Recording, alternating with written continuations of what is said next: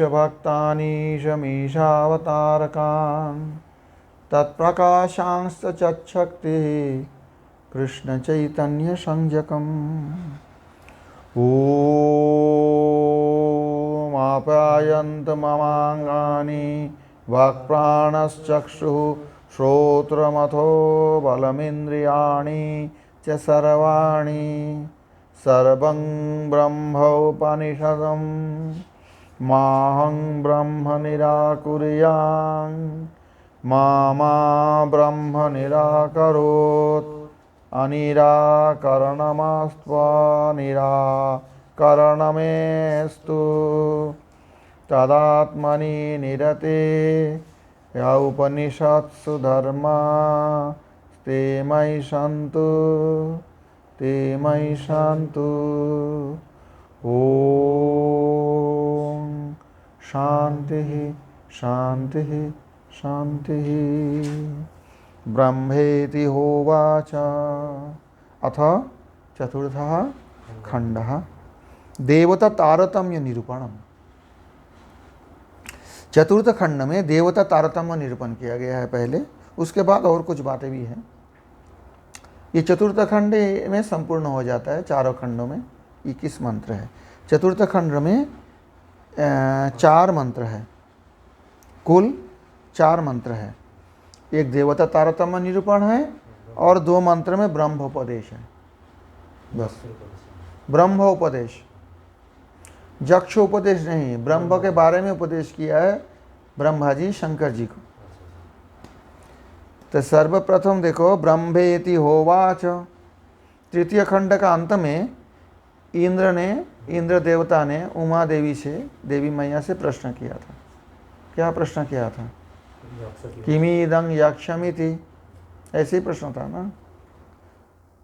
यहाँ पर उसको उत्तर जो है, उसी प्रश्न का उत्तर जो उमा देवी दे रही है, देवी मैया, उसका यहाँ दिया। ब्रह्मेति होवाच किमिदं यक्षमिति ब्रह्म इति ही उवाच। देवी ने बोली, ये तुम जो जिसको बक्ष बोल रहा है, ये ब्रह्म है। ब्रह्मणो वा एतद् विजये मयि अध्वम मही अध्वमिति।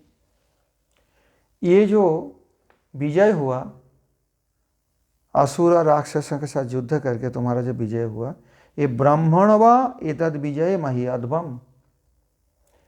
इसी विजय के लिए ब्रह्म को ही महिमान्वित करो।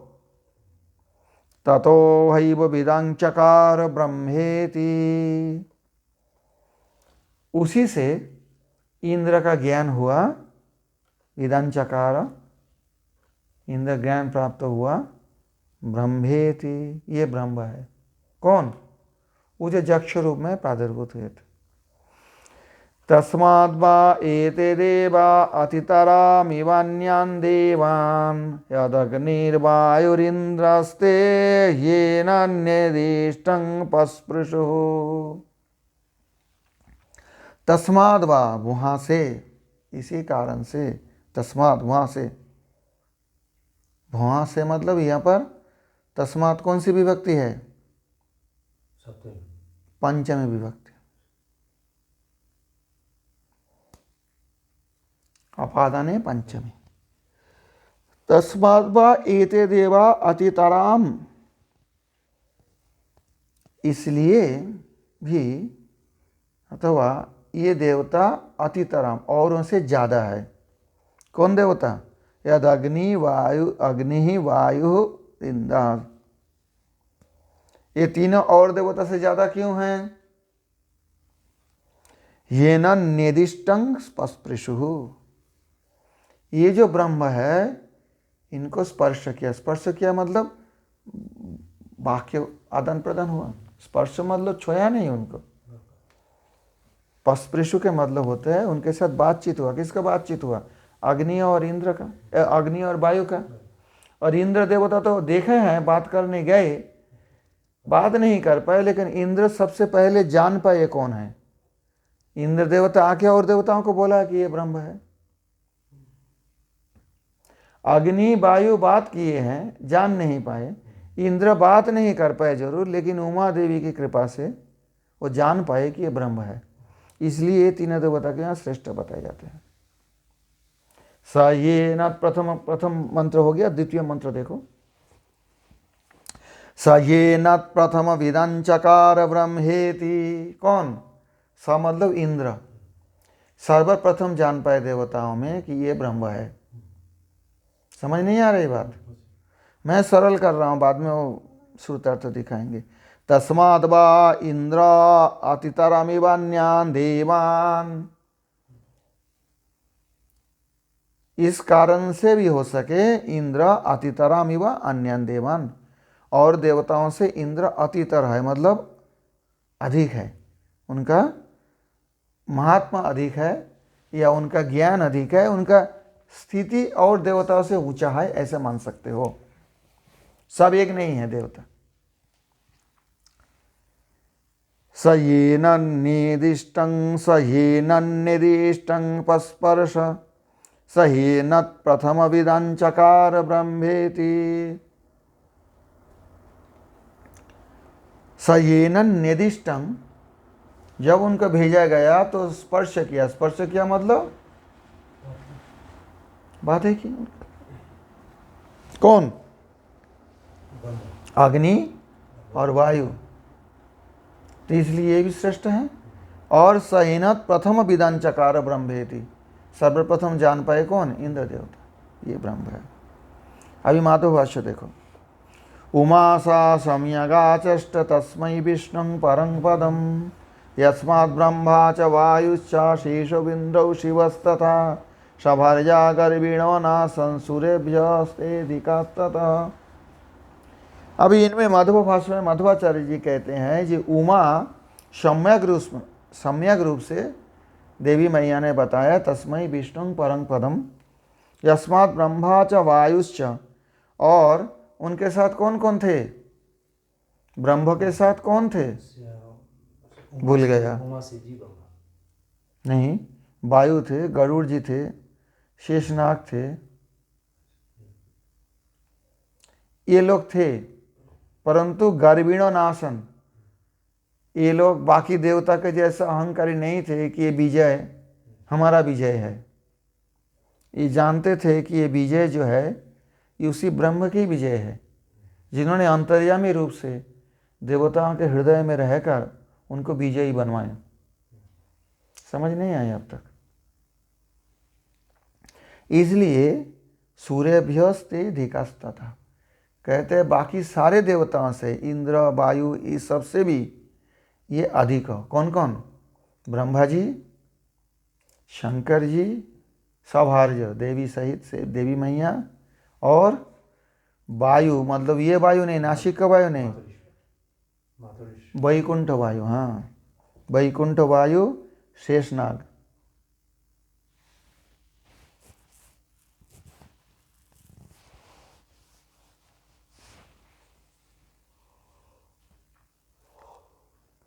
ये गर्व नहीं किए थे, इसलिए और देवताओं से इनकी श्रेष्ठता है। शिव जी भी तो देवता में आते हैं, ब्रह्मा जी भी तो देवता में आते हैं, शेषनाग आदि, गरुड़ जी। इंद्रस्तु प्रथमं ब्रह्म व्यजना तेन तु उत्तमः। अकार सवर्ण दीर्घ हो गया, इसलिए लंबी ऊ होगी। इंद्र सर्वप्रथम ब्रह्म को जान पाया, देवी के उपदेश से। दक्षादिभ्यस्तथा कामस्तज्ञातुं पूर्वमुक्तवान्, और दक्षादिभ्य, दक्ष आदि तो बाकी थे जितने, तथा कामदेव भी पूर्वम उक्तवान् तज्ञातुं, जब इंद्र देवता ने बोला तब जान पाया कि ये ब्रह्म है। क्या हो गया? कठिन? समझ नहीं आ रहे? दक्षो बृहस्पतिश्चैव मनुः कामात्मजस्तथा सूर्या चंद्रमसो धर्म वरुणश्चोचुरोमिति। दक्ष बृहस्पति, मनु काम की जो पुत्र, कामदेव के पुत्र, सूर्य चंद्र आदि, धर्म वरुण च ओचुर ओम इति, ये बोला हाँ हम जान गए।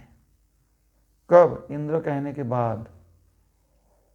नासिक वायुरग्निश्च प्रथमं तदपश्यताम, ये बताया ना पस्पृशु। नासिक का वायु और अग्नि देवता, ये उनको देखा, उनको बात किया, देखा तो इन्होंने भी। सर्वदेवाधिकास्तस्मादिति देवा प्रकीर्तिता, इसलिए बाकी देवताओं से भी इनकी महिमा अधिक कहा जाता है। हाँ, फिर भी बृहस्पति भी तो देवता में है, गुरुदेव होने के बावजूद देव गुरु है, व्यावहारिक गुरु है, पारमार्थिक कहाँ है? व्यावहारिक तो है, कुल गुरु जैसे अस्त्र शिक्षा देना, कैसे असुरों को जय करे, ये सब विद्या देते। नासिक का वायु अग्नि प्रथम उनका दर्शन किए थे, इसलिए सर्व देवाधिका तस्मादिते देवा प्रकीर्तिता है। दोनों देवताओं को और देवताओं से अधिक माना जाता है। समझ में आई बात? एतेभ्यश्च इंद्र कामो तो ताभ्यं ब्रह्मादय अधिका, इससे भी ऊंचा में इंद्र और कामदेव है। कामदेव भी बता रहे इंद्र के साथ गए थे, लेकिन यहाँ तो वर्णन नहीं है। तो इंद्र और कामदेव इनसे भी ऊपर है। ताभ्यं ब्रह्मादय अधिका, उससे भी ब्रह्मा, शेषनाग, गरुड़ जी जो वहाँ गर्वित नहीं हुए थे, जो ब्रह्म के साथ ही आए थे वहाँ प्रकट, वो और अधिक है। शंकर जी, एतेषाम अवमो बन्ही परमो विष्णु रुच्यते, इनके नीचे है बन्ही अग्नि, इनके थोड़ा नीचे है। और परम कौन है जो सबसे ऊपर? विष्णु।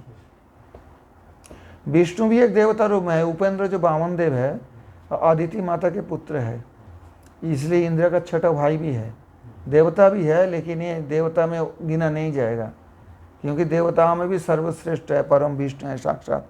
वामन देव भगवान स्वर्गलोक में ही रहते हैं, स्वर्गलोक में ही तो रहते हैं उपेंद्र भगवान, उपेंद्र नाम से, परंतु वो भगवान विष्णु है। अंतराले स्थितस्त्वन्ये ब्रह्माद्या पूर्वमीरिता, और उसका अंतराल में थे। यक्ष तो प्रकट हुए थे, इन लोगों को तो देखा नहीं वो लोग, ये अंतराल में थे, थोड़ा छिपे हुए थे जब यक्ष आए थे। कौन कौन? ब्रह्मा आदि, ब्रह्मा जी, शंकर जी, ये सब। अग्नि ही पश्चात व्यजानत तद इंद्रवाक्य ततो वमः, तो अग्नि क्यों थोड़ा कम है, अब मतलब थोड़ा नीचे है, क्योंकि इंद्र वाक्यात पश्चात व्यजानत, इंद्र जी के वाक्य से अग्नि ने जान पाया कि ये ब्रह्म है। स्वयं देख के बात करके नहीं जान पाए, देखा है, बातचीत भी की है। वो बोला तुम कौन हो, ब्रह्म ने बोला ना, परंतु नहीं जान पाया। इंद्र वाक्य से जान पाया कि ये ब्रह्म है, इसलिए उनसे थोड़ा नीचा है ये। तस्मात् विष्णु संबंधात परावर्जं सुरेश वेदम, भगवान विष्णु के साथ विशेष संबंध के कारण देवताओं में परो अवर पारावर पारावर्यं, परम अवरम, परम मतलब श्रेष्ठ, अवर मतलब निकृष्ट। समझ नहीं आई बात? तस्मात्, इससे ये प्रमाणित होता है विष्णु अभिसंबंधात, भगवान विष्णु के सर्वतोर रूप से संबंध में जो कितना अधिक संबंध भगवान विष्णु से माना है, उसी हिसाब से देवताओं का श्रेष्ठत्व निकृष्टत्व है। सब देवता बराबर नहीं हैं। अब ये जो है, जो प्रथम भाग का 1 और 2 मंत्र का यहाँ माधवभास। अब ब्रह्मोपदेश देखो, मूल मंत्र देखो। तस्यैष आदेश यदि तद विद्युत अभिव्यद्युतदा इति, ये प्लूत है, तदा इति नमीमे सदा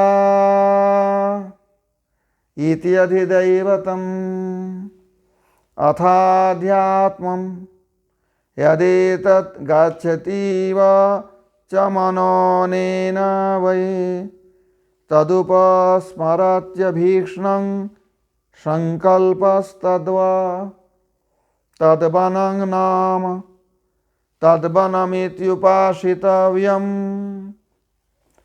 स एतदेवं वेदाभिहैनं सर्वाणि भूतानि संवाञ्छन्ति।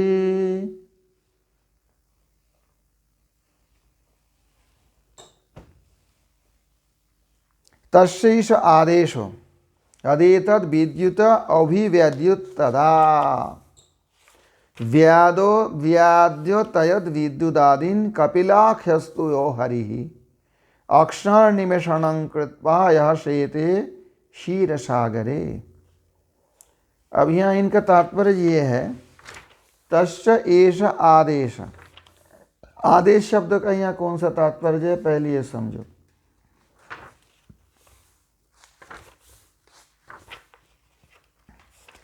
तस्यैष आदेश मतलब इति अधिदैवतम, यहाँ से शुरू करके इति अधिदैवतम आगे हैं। इत्यंतं वाक्यम अप्रतीतिर्व्यचष्टे। आदेश का तात्पर्य क्या है, पहले ये समझो।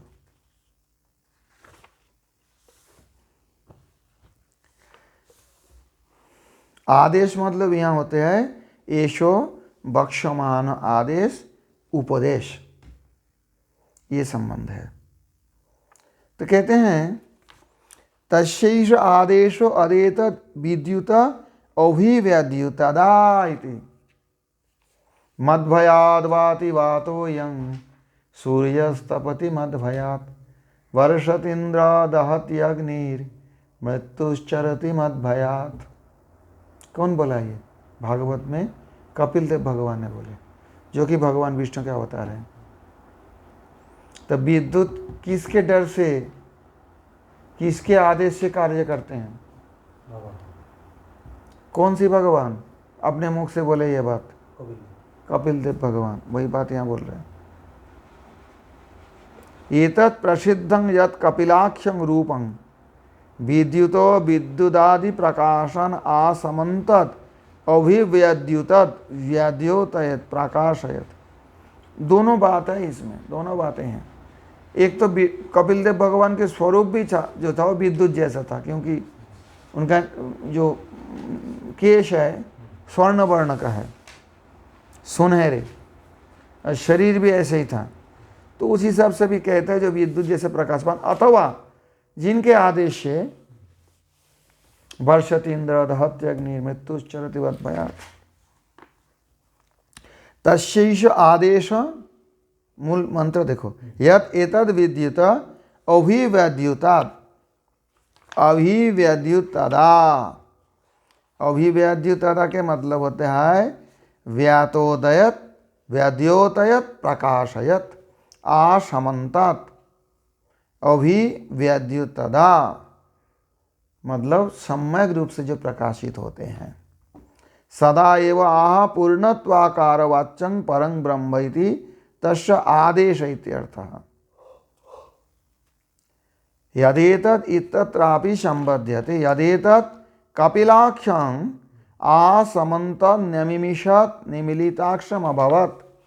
यहाँ मध्व भाष्य देखो, उसमें कहते हैं अक्षर निमेषणं कृत्वा यह शेते क्षीर सागरे। जो क्षीर समुद्र में नेत्र बंद कर लेटे हुए हैं, नेत्र मुदे हुए लेटे हुए हैं, वो भगवान श्री हरि कपिल देव के रूप में ये आदेश किया, उपदेश किया। समझ नहीं आई? स एवैकः परं ब्रह्म इत्येवं तस्योपदेशनम्। वही परम ब्रह्म है, पूर्णत्वात् आकारवाच्यं परं ब्रह्मेति। आह माने संपूर्ण रूप से पूर्ण ब्रह्म। तस्य आदेश इत्यर्थः। समझ नहीं आई बात?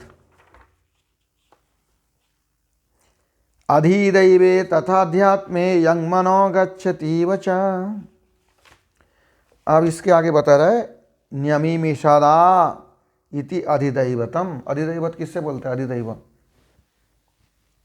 अरे गीता पढ़े हो, याद नहीं है?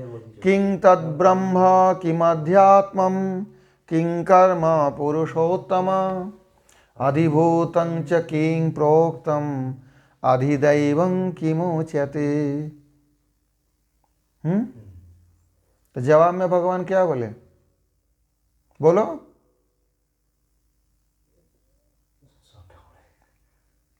अक्षरं ब्रह्म परमं स्वभावध्यात्ममुच्यते भूतभाव भवत्करो विसर्गः कर्म संज्ञितः अधिभूतं क्षरो भावः पुरुषश्चाधिदैवतम् अधियज्ञहमेवात्र देहे देहभृतांबर। भूल जाने से नहीं होगा, ये सब शब्द है वेदांत का। यहां पर बता रहे इति अधिदैवतम। अधिदैव कौन है? पुरुष पर। परम पुरुष कौन है? भगवान नारायण बोलो, जो क्षीर सागर में सोए हुए। भगवान कपिल देव बोलो, कृष्ण बोलो। अथाध्यात्मम, अध्यात्म कौन है? इतना गीता पढ़ाया, उत्तर तो गीता में है। किम अध्यात्म किं कर्म पुरुषोत्तम। अभी तो मैंने बोला अक्षरं ब्रह्म परम स्वभाव अध्यात्म मुच्यते। स्वभाव, इसका कोई अर्थ होता है। भगवान ने बोला स्वभाव को कहते हैं अध्यात्म। अथाध्यात्मम, अथ अध्यात्मम यदि तद गच्छति वा च मनो, यद एतत् मनो गच्छति वा, ऐसे ये मन जाता है, ऐसा लगता है। गच्छति वा, कहीं जाता है मन। अनेन वै तदुपस्मरति अभीक्ष्णं संकल्पस्तद्वा, इसी मन के द्वारा। अनेन वै तद उपस्मरति अभीक्ष्णं, तद मतलब उसी तद वस्तु का। यद एतत् प्रसिद्धम अनिरुद्धाख्यं रूपं प्रति अभीक्ष्णं निरंतरं संकल्पः मनो गच्छति क्वापि सम्यक् न गच्छति च शब्द वक्ष्यमाण विशेषण समुच्चये। अनेनैव, देखो, अनेन वै तदुपस्मरति अभीक्ष्णं संकल्पस्तद्वत्। अनेनैव अनिरुद्ध आख्येन, अनिरुद्धाख्येन भगवता प्रेरितं तन्मनो उपस्मरति स्मरण साधनं भवति। जब अनिरुद्ध नाम के जो भगवान के चतुर्भुजों में से अनिरुद्ध है ना, वासुदेव, शंकरसन, प्रद्युम्न, अनिरुद्ध। ये अनिरुद्ध क्या होता है? भगवान अनिरुद्ध हमारे मन के नियंता होते हैं। तो इसमें अनिरुद्ध भगवान के द्वारा जब मन प्रेरित होता है तो वो मन स्मरण के साधन बनते हैं। किसका स्मरण? ब्रह्म का स्मरण, कृष्ण स्मरण, नारायण स्मरण, जैसा बोलो। तद्वा तदेव संकल्प अभीक्ष्णं संकल्प। अभीक्ष्ण मतलब निरंतर। निरंतर जो भगवत स्मरण, वो अनिरुद्ध भगवान के द्वारा प्रेरित मन निरंतर भगवत स्मरण कर सकते। अब समझ में आया? स्पष्ट हुआ? वेद वचन परोक्ष वचन है। संकल्पस तद्वा, तद्वा तद्वा तदेवा। और उसी अनिरुद्ध नाम के जो भगवान विष्णु हैं, उनको भी एक नाम बता रहे, तद्वनं नाम, तदेव तद्वा तद्मनं नाम। वही अनिरुद्ध का जो भगवान विष्णु हैं, उनका एक नाम है तद्वन। तद अनिरुद्धाक्षं भगवद रूपं तद्वनं नाम। तद्वन क्यों नाम पड़ा? ततत्वात् तद, तन विस्तारे, जो विस्तार है, सर्वव्यापी है, उसी हिसाब से तत् लग गया, ततत्वात्, व्याप्ति के कारण। और बननीयत्वम, बननीयत्वात् बनम, जो भजनीय है, पूजनीय है, वो के बननीय भी कहते हैं। तो बननीय है इसलिए बन। ततत्वात् तत् बननीयत्वाद बन, दोनों जुड़ के हो गया तद्वन, तद्व तद्वनं नाम, तद्वनमित्युपासितव्यम, तद्वनमिति उपासितव्यम। किंग तत, बोला हो तो गया तद्वन शब्द के द्वारा जो भगवान विष्णु के अनिरुद्ध रूप, जो चतुर्भुज का एक प्रकाश माना जाता है, करना क्या है, तद्वनमिति उपासितव्यमिति, उनका उपासना करना चाहिए, उपासितव्य है, पूजनीय है। अब उपासना करके मिलने वाले क्या है, ये सारे ब्रह्म लक्षण बता रहे, ब्रह्म उपदेश कर रहे हैं। तस्य एषा आदेश मतलब उपदेश, सया एतदेवं वेदाभिहैनं सर्वाणि भूतानि संवाञ्छन्ति। उपासक के क्या फल है, एवं उपासकस्य फलमाह, एकदम अंत में देखो वो जो श्रुति अर्थ है सहज में आ जाएगा। उपासक का फल बता रहे, उपासना करोगे भगवान का तो क्या होगा, यो अधिकारी एतद अनिरुद्धाख्यं भगवद रूपम एवं तद्वनम इति वेद उपास्ते, उनका तद्वन नाम है, ये जानकर जो उपासना करते हैं, अर्थात जो सर्वव्यापी है और जो पूजनीय है, भजनीय है, ये जानकर, बननीय है, ये जानकर जो उपासना करते हैं, एनम उपासकं सर्वाणि भूतानि संवाञ्छन्ति, इन ऐसा उपासक को, ये उपासक को सारे जीव चाहते हैं, सबके चाहते बन जाते हैं। क्यों, यस्यास्ति भक्ति भगवती अकिंचना सर्वे गुणैस्तत्र समासते सुरा। जो भगवान के भक्त होते हैं, जिनके हृदय में अकिंचना अहेतु की अप्रतिहता भक्ति है, सारे देवता और सब गुण लेके उनके शरीर में निवास करते हैं, उस सब के लिए आकर्षक होता है, सब उन्हें पसंद करते हैं। से मनुष्य ने सर्वाणि भूतानि संवाञ्छन्ति, ऐसे व्यक्ति को सभी जीव चाहते हैं। मुक्तादौ अपि सर्वैरपेक्षित भवेद इत्यर्थ, मुक्ति आदि में भी और मुक्ति के लिए भी सभी के वो अपेक्षित है, क्योंकि ऐसे ही व्यक्ति दूसरे को मुक्ति दे सकते हैं। मुक्ति दे सकते हैं तो मुक्ति के रास्ता, मोक्ष के रास्ता बता सकते हैं। समझ नहीं आ रहे? मुक्ति आदौ अपि, मुक्ति आदौ अपि, ये कोई अनचि हुआ यहाँ, मुक्ति आदौ, दौ अपि यहाँ हो गया एचावयव, मुक्तादाव अपि, पढ़े होते ये सब संधि, पता नहीं। मुक्तादाव अपि सर्वैर अपेक्षित भवेत, सबका अपेक्षित है, होना चाहिए। पृच्छति, अब ये शंकर जी प्रश्न कर रहे हैं, इसी में है उपनिषदं भो ब्रूहीति, चतुर्थ जो मंत्र है उनमें सया एतदेव वेदाभिहैनं सर्वाणि भूतानि संवाञ्छन्ति, यहाँ तक तो हो गया। इसके बाद शंकर जी ने प्रश्न किया उपनिषदं भो ब्रूहीति, आप मुझे उपनिषद बताइए।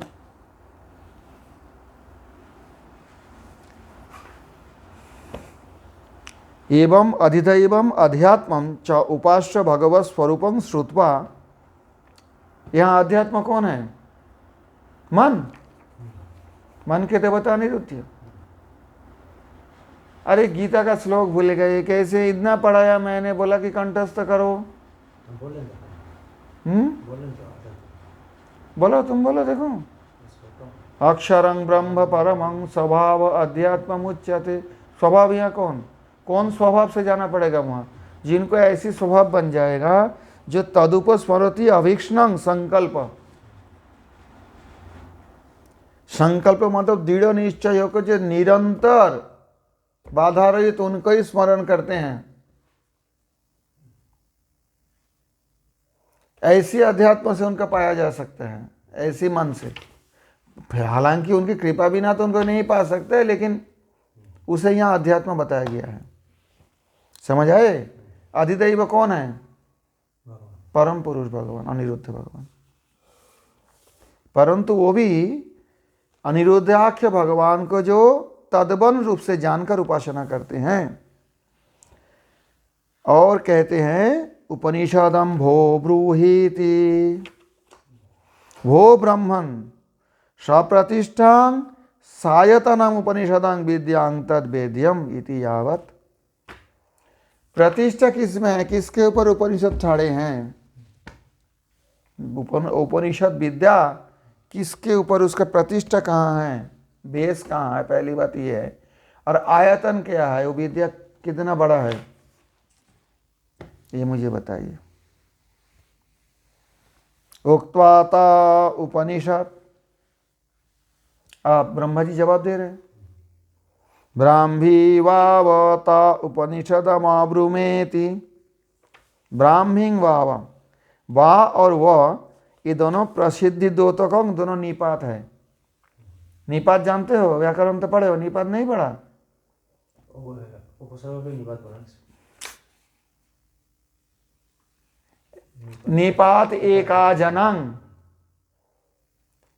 अनंग एक अच, ऐसे जो शब्द है आंग नहीं होना चाहिए। आंग एक अच होने पर भी जिसमें एक स्वर वर्ण है वो निपात है। ऐसा कोई निपात होता है? बा, वा और व ये दोनों एक अच है कि नहीं? कितना अच है वा में? कौन सा अच है? और व में? हाँ, निपात एकाजनांग निपात, ये दोनों निपात वा व यहाँ कहते हैं ये दोनों निपात प्रसिद्धि द्योतकम, ये प्रसिद्धि अर्थ में प्रसिद्धि प्रकाश करने के लिए, इसके जो बहुत फेमस है, प्रसिद्ध है, इसको द्योतित करते हैं ये दोनों निपात यहाँ। वाह वाह।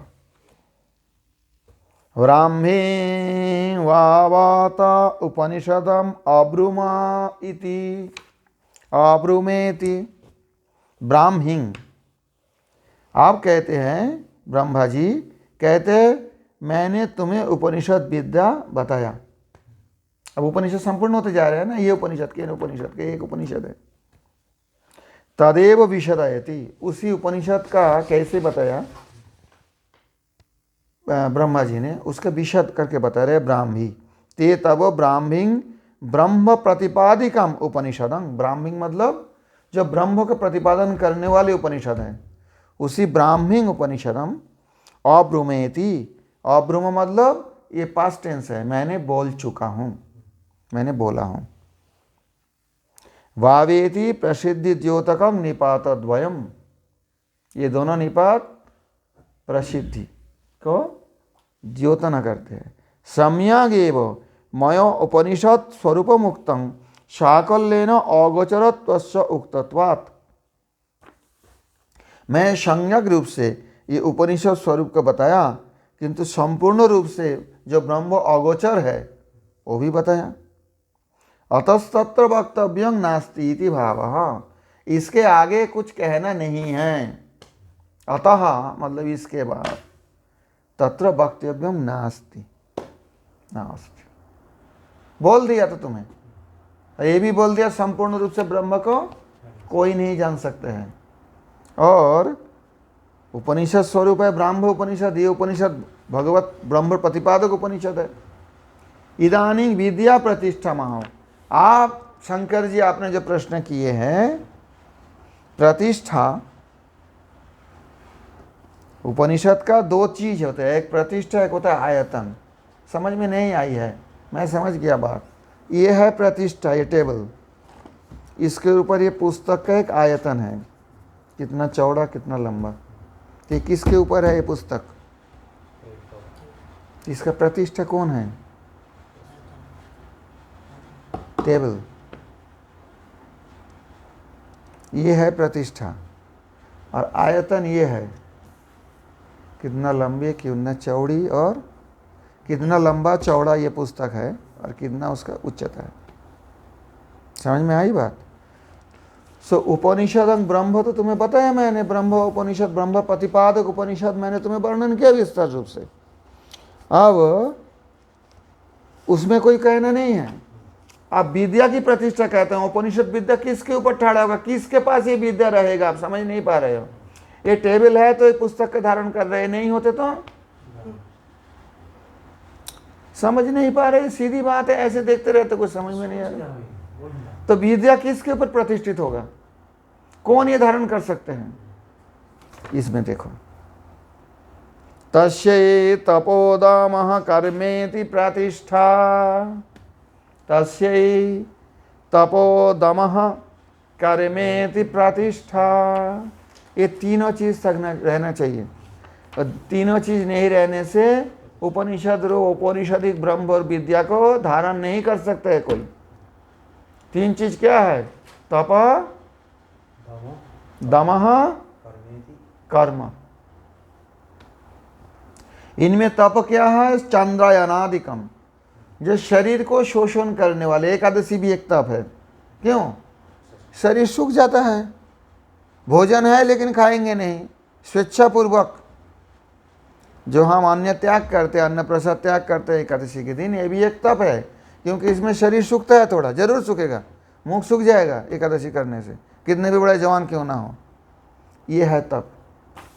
और भी है चांद्रायनादिकम, चांद्रायन व्रत होता है, जैसी चंद्रमा वृद्धि होते हैं तो ऐसी कुछ हिसाब है उनको खाने का, एक ग्रास लेंगे, दूसरे दिन दो नहीं, वो तो अलग है, एक ग्रास, फिर घटते घटते अमावस्या के दिन कुछ नहीं लेंगे, फिर पूर्णिमा से थोड़ा थोड़ा बढ़ाते बढ़ाते 4 ग्रास खाएंगे पूर्णिमा में, अमावस्या के बाद।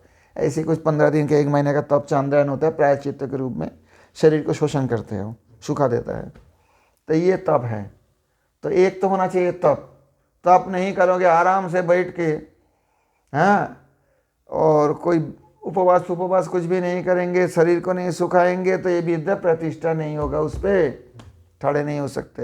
एक तो तप, उतना ही नहीं, दम होता है इंद्रिय निग्रह, इंद्रियों को सब जगह में चलने दो, और फिर मैं पढ़ाई करके बहुत बड़ा पढ़े लिखे बन जाऊं, होगा।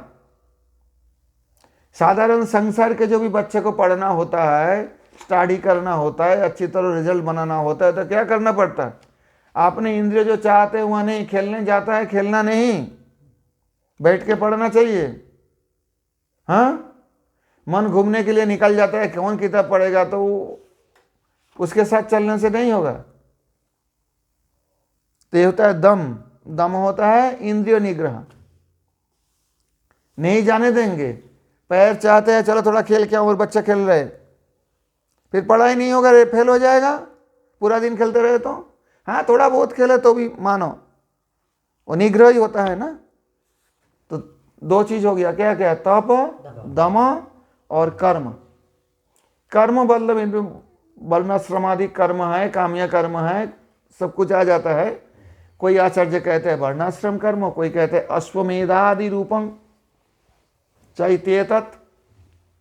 अश्वमेध कर्म भी कर्म होता है, राजा दिग्विजय करने के लिए घोड़े छोड़ देते हैं, घोड़ा घूम के जहाँ तक आ जाएगा सारे देश उनका होगा, सब उनके अधीन होना पड़ेगा, इत्यादि कर्म जो वैदिक कर्म। तो ये तीनों में, तीनों के ऊपर ये ब्रह्म विद्या प्रतिष्ठित है। कौन कौन, तप, दम, कर्म। तस्य उपनिषदो विद्यायाः प्रतिष्ठा, विद्या तप आदि मत्सु प्रतिष्ठति इत्यर्थः। जिनके अंदर ये तीनों चीज है, मतु प्रत्यय लगाया, मत, तप मत, मतु प्रत्यय है, जिनके अंदर ये चीज है उनमें ये विद्या प्रतिष्ठित होता है। जिनके अंदर ये वस्तु नहीं है, अर्थात तप नहीं है, इंद्रिय संयम नहीं है, दम अथवा कर्म नहीं है, वैदिक कर्म नहीं करते हैं, तो उनके ऊपर ये विद्या प्रतिष्ठित नहीं हो पाएगा। समझ में आई बात। इदानीं विद्या साधनम उपदिशति। अब आयतन, एक तो प्रतिष्ठा को तो आयतन है, क्या विद्या, क्या पढ़ना है, अरे साधन क्या है, ये तो हो गया अपने शरीर को, इंद्रियों को निग्रह करना, तप करना, शरीर शोषण करना, इत्यादि इत्यादि रूप जो प्रतिष्ठा। तो प्रतिष्ठा करके इसके ऊपर किसको स्थापन करना, विद्या कैसे है, वो बता रहे। देखो, तस्यै तपोदमः कर्मेति प्रतिष्ठा, वेदः सर्वांगानि सत्यम आयतनम। वेदः सर्वांगानि सत्यम आयतनम, अर्थात वेद मतलब ऋग यजुर साम अथर्व आदि वेद, अंगानी मतलब शिक्षा, कल्पो, व्याकरण, निरुक्त, ज्योतिष, छंद, ये 6 वेदांग, और सत्यंग अतः मीमांसा। तस्या विद्याया आयतनम उत्पत्ति कारणम इत्यर्थः। आयतन मतलब क्या? ये मानो ये पुस्तक है, इसमें विद्या है, तो क्या पुस्तक यहाँ रख देने से विद्या हो जाता है? इससे, इसी को अध्ययन करने से हृदय में विद्या की उत्पत्ति होती है। समझ नहीं आई बात? ये पुस्तक जो लिखा है, इसको जब कोई पढ़ के हृदय में धारण करेंगे, कार्य में उतारेंगे, ध्यान में उतारेंगे, तब तो विद्या माना जाएगा। सिर्फ पुस्तक तो विद्या नहीं बोलेंगे ना कोई। तो ये बात है, ये आयतन है उत्पत्ति कारणम। लेकिन ये पुस्तक उत्पत्ति कारण है। कौन है? वेद, वेदांग और मीमांसा शास्त्र सत्य। इसमें सीख और भी कोई आता है, उसमें आगे देखेंगे। उसमें आपको मूल रामायण यहाँ दिया है, माधवाचार्य जी सारे दिए हैं, विस्तार करके दिए हैं। माधव भाष्य देखेंगे अब। प्रतिष्ठा आयतन सहित उपनिषद स्वरूप वेत्तु फलमाह। और जो प्रतिष्ठा और आयतन के साथ उपनिषद को स्वरूप को जानते हैं, अर्थात जिनके अंदर ये तप, दम और कर्म हैं, और जिन्होंने ये सारे ग्रंथ का अध्ययन किए हैं, आयतन, उसके साथ प्रतिष्ठा और आयतन के साथ जो उपनिषद को जानते हैं, ब्रह्म प्रतिपादक उपनिषद, ब्रह्म प्रतिपादक उपनिषद जानने वाले को फल मिलता है। क्या? यो वा एतमेवं वेदापहत्य पाप्मानमनन्ते स्वर्गे लोके जे प्रतिष्ठते इति चतुर्थः खंडः। अर्थात यो अधिकारी, अधिकारी कौन है? जिसका अंदर प्रतिष्ठा है। एतांग स प्रतिष्ठांग स आयतनम सायतनम, अकसवर्ण दीर्घ हो गया, समझ गए बात। उपनिषदंग वेद, उपनिषद को जानते हैं। वेद मतलब यहाँ वेद शास्त्र नहीं, वेद ज्ञानी, वहाँ से वेद। स पापमानम अपहत्य, सारे पाप से मुक्त होकर, उनका सारे पाप अपहत हो जाएगा। अनंते, देखो एक एक शब्द, पापानम अनंते स्वर्गे लोके। अनंत मतलब, अनंत किसे कहते हैं? देशतः कालतः गुणतश्च परिच्छेद शून्य स्वर्गे। देश के द्वारा जो परिच्छिन्न नहीं है, काल के द्वारा जो परिच्छिन्न नहीं है, और गुण के द्वारा जो परिच्छिन्न नहीं है। कठिन हो रहा है ना? देश के द्वारा परिच्छिन्न क्या है? मान लो आप बोलोगे ये पृथ्वी से बृहस्पति बहुत बड़े है बहुत बड़ा, बृहस्पति ग्रह जो है बहुत बड़ा है, परंतु वो भी तो एक सीमा है ना, एक देश है, एक एरिया है। अब नींद आ गई, मैंने बोला नहीं पढ़ पाओगे रात को, आंखें मुद रहे, आंखें बंद कर, किछु হয় না, কথা বলে। चलो। तो जो देशतः जो परिच्छिन्न है वो अनंत नहीं है। कालतः परिच्छिन्न मतलब कोई भी व्यक्ति रहते हैं इस संसार में, मानो एक दृष्टांत देता हूँ, 100 साल रहते हैं, इतने साल से इतने साल तक वो जीवित रहे, उसके बाद तो उसका शरीर नहीं है ना, तो कालतः परिच्छिन्न है एक समय सीमा के अंदर, वो भी अनंत नहीं है। और एक होता है गुणतश्च परिच्छेद, गुण से भी परिच्छेद होता है, इसके अंदर ये गुण है, इसके अंदर ये गुण नहीं है, उससे क्या होता है, एक एक परिच्छिन्नता आते हैं। परिच्छेद शून्य स्वर्गे लोके, अर्थात देश काल और गुण से जो परिच्छिन्न नहीं है, ऐसे स्वर्गे, स्वर्ग मतलब क्या, ये देवता जो स्वर्ग में रहते वो नहीं, स्वरूप भूत रमण ज्ञान रूपे लोके। स्वरूप भूत रमण ज्ञान, प्रत्येक का एक एक स्वरूप है आत्मा का, वो स्वरूप में उनका एक विशेष रमण ज्ञान है। रमण ज्ञान मतलब आनंद लेने का ज्ञान। रमन बिहारी होता है ना भगवान। रमण ज्ञान मतलब हर व्यक्ति का स्वरूपभूत आनंद लेने का ज्ञान है। ये कठिन हो गया बात, नहीं समझ पाए। कोई स्वरूप तो मानो भगवान की शाखा बनकर आनंद लेंगे, कोई स्वरूप तो वो सखी नहीं बनेंगे, उनका स्वरूप तो शाखा ही है। ये मध्व सिद्धांत है, स्वरूप तो फिक्स है ना। कोई स्वरूप तो भगवान के मानो पितृ स्वरूप मातृ स्वरूप, जैसे कोई चाचा चाची नाना नानी होकर वहाँ आनंद लेंगे। ये है स्वरूपभूत रमण ज्ञान रूपे, वो स्वरूपभूत रमण है। वो भी भगवान के साथ रमन करेंगे, आनंद लेंगे उस तरह से जैसे शाखा शाखा के साथ आनंद लेते हैं। पिता माता ये नाना नानी अपने बच्चों के साथ पोता के साथ देवत के साथ आनंद लेते हैं।